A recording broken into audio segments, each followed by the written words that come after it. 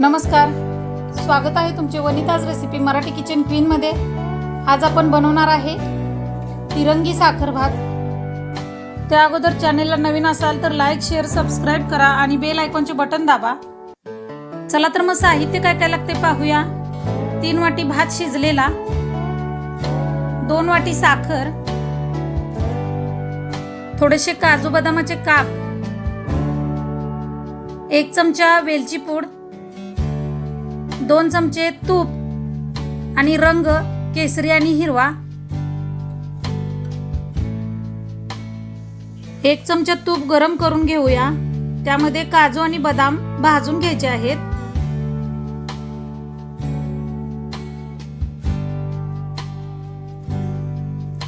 ते भाजले की लगेच आपण त्यामध्ये 1 वाटी भात टाकतोय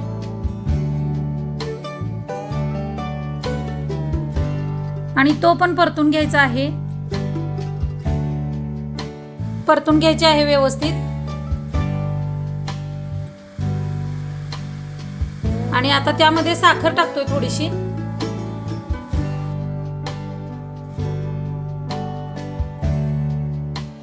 आणि केसरी रंग चिमूटभर, जास्त नाही टाकायचा।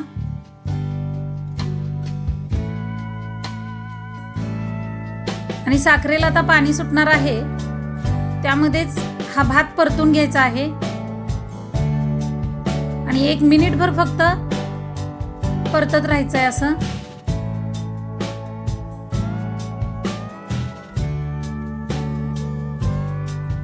आता हा पूर्णपणे घट्ट झालेला आहे, प्लेटमध्ये काढून घेते।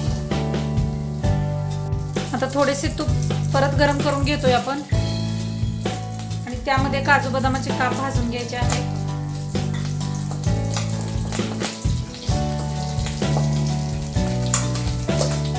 थोडासा भात घालतोय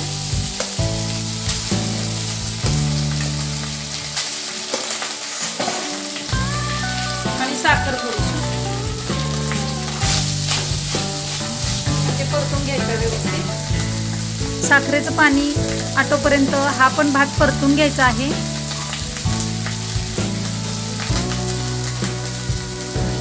थोडासा रंग घालायचा आहे आणि परतून घ्यायचा आहे।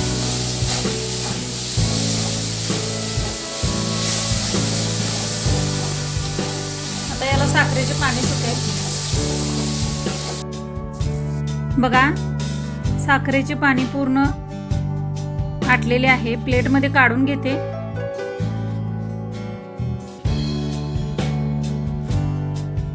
आता एका दुसऱ्याच पॅन मध्ये तूप गरम करून घ्यायचे आहे। 1 चमचा काजू बदामाचे काप घालायचे, ते भाजून घ्यायचे व्यवस्थित। आणि आता त्यामध्ये राहिलेला भात घालतोय आपण।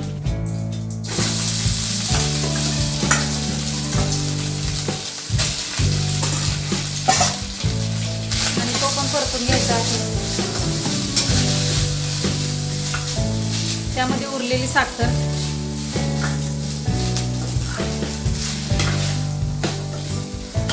छान साखर विरघळून द्यायची।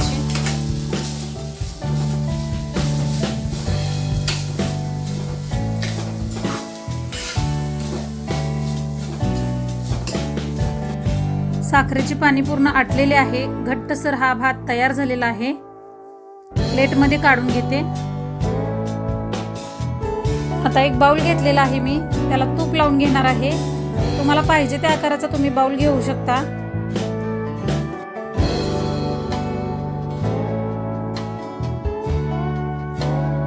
आता यामध्ये केसरी रंगाचा भात आपण भरून घेतोय।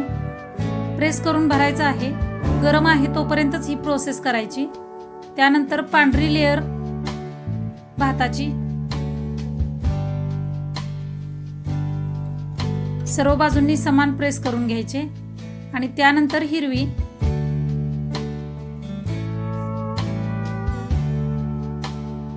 अशा पद्धतीने व्यवस्थित वरून आकार द्यायचा आहे त्याला।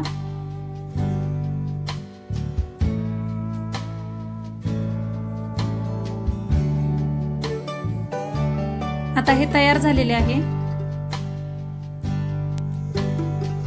2 मिनिटांनंतर आपण हा बाउल पालता घालणार आहे।